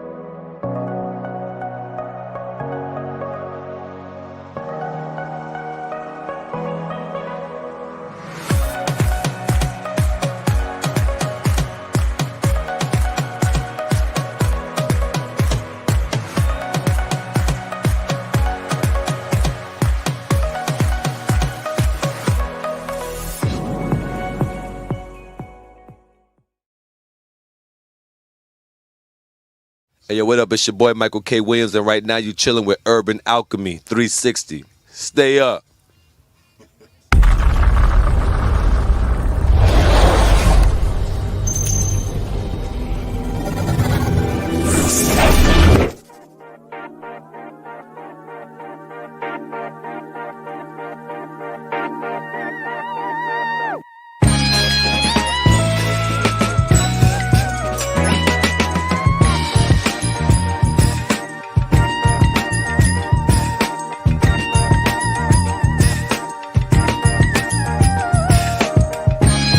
Count on you to lead the next 400 years.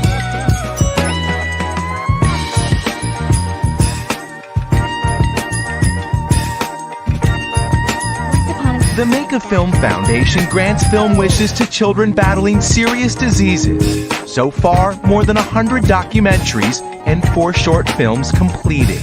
In every generation, there are those whose hearts have been ablaze with the possibilities of what it means that all people are created equal and all people should have a chance to spread their wings and become everything that they can be to actualize their God-given potential.